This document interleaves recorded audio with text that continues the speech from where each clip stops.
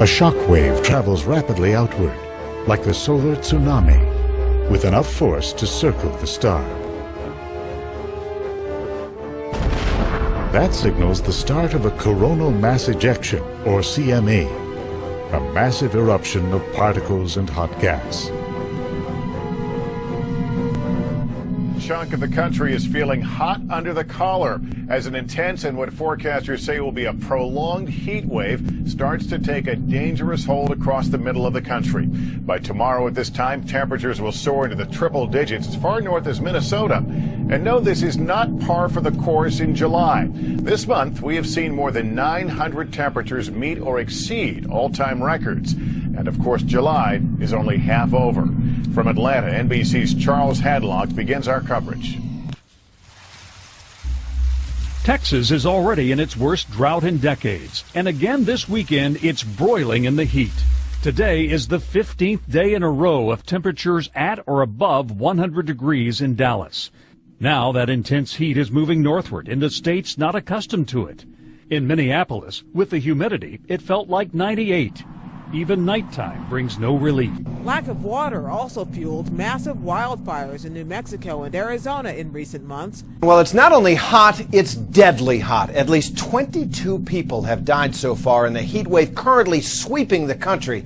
And conditions will only get more dangerous in the coming days, forecasters say. Factors such as relative humidity of more than 90% and little or no wind are making temperatures that are already high feel downright unbearable. Now to what some are calling the Great Drought of 2011. The state of Texas, for one of the 14 states suffering and sweltering through this disaster. Some have been comparing to the Dust Bowl of the 1930s, an epic drought the experts started tracking back in February. It hasn't stopped spreading, now covers just about the entire lower third of this country. Water supplies are drying up, crops, cattle are dying, and there's no relief in sight, sadly. South in Florida, this should be the rainy season. But at Lake Okeechobee, water levels are dangerously low, potentially disastrous for the more than 6 million people who depend on this reservoir for their drinking water and recreation. No business for everybody around the lake. Probably no water for Palm Beach County to drink. The drought has fueled an outbreak of wildfires from Arizona to Florida, burning 5 million acres so far, searing images of a scorching summer.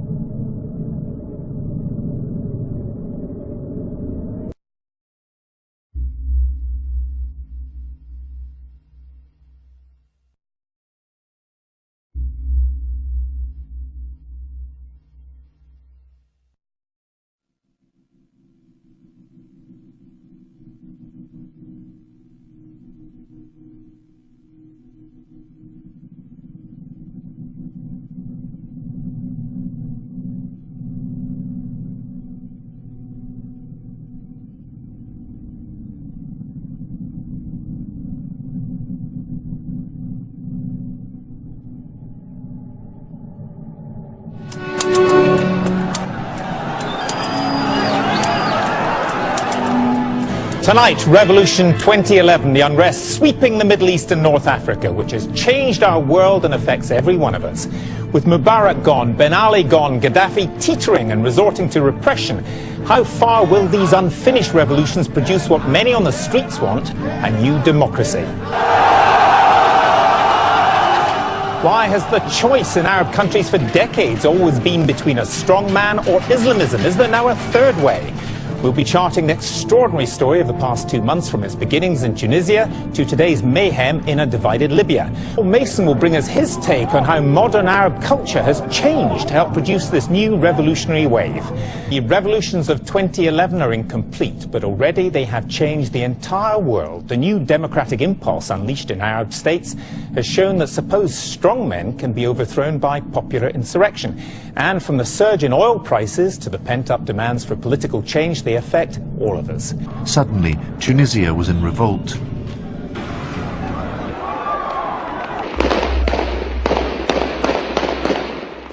Rattled, the president, Zini al-Abidine Ben Ali, went to his bedside. But it was too late, and Ali fled the country, the first Arab dictator to be toppled by a popular uprising. In Algeria, rising food prices had already triggered protests. The Arab world had for years been sitting on a demographic time bomb. Too many young people, too few jobs. Tunisia had shown that protest need not be futile. It emboldened the poor across the region. Especially in Egypt. Protesters were now talking to each other on social networking websites. They harnessed the democratizing power of the internet. On January the 25th, thousands took to the streets. Suddenly, there was a confident new Arab voice crying out for citizenship and human rights. By early February, only one thing would satisfy the protesters: the removal of Mubarak himself. Only days earlier, it had seemed an impossible dream. On February the 11th, it happened. Mubarak went. Security forces would also play a crucial role in the tiny island kingdom of Bahrain. Here, inspired by the Egyptians, protesters made Pearl Square their own symbolic place of resistance. Riot police moved against them as they slept. 3 died and hundreds were wounded. But Bahrainis too had breached the fear barrier. The protests went on despite the guns. The government quickly backed down. On Saturday the 19th, the army and police quietly withdrew. The protesters took back the square to demand an end to the autocratic rule of the royal family. We are living here and we will die here also. Whatever, we are not afraid and will not kill. In Libya, protests began in mid-February and descended quickly into chaos and brutality. Security forces, many of them foreign mercenaries loyal to Colonel Gaddafi, did not hesitate to use force. Hundreds are said to have been killed. But many others deserted. The state is fragmenting. The east of the country is under the control of anti-Gaddafi rebels.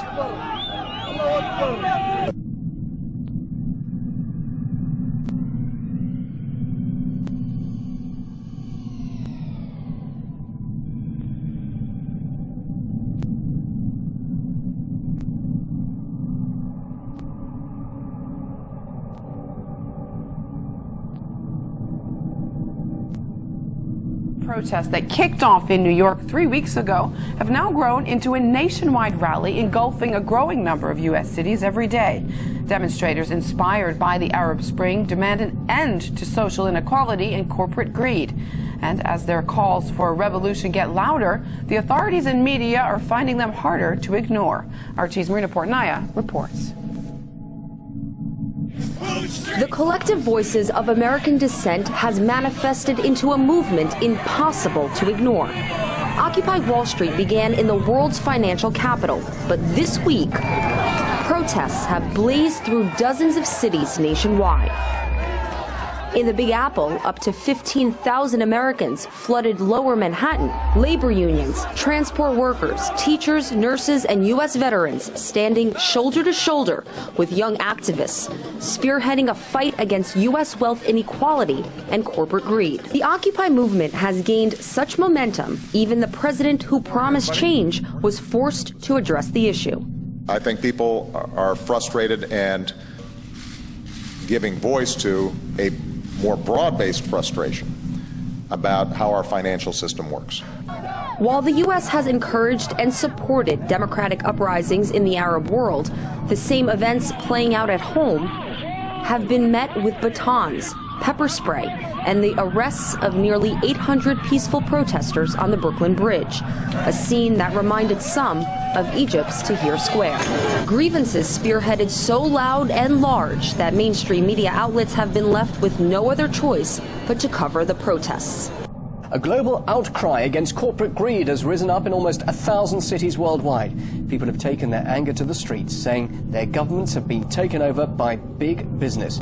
The Occupy Wall Street movement began in New York, quickly spreading across the US to Los Angeles, Denver, and Washington, among others. It's since gone global, with Asia joining in the demands for change. In Europe, too, hundreds of cities are taking part in the protests.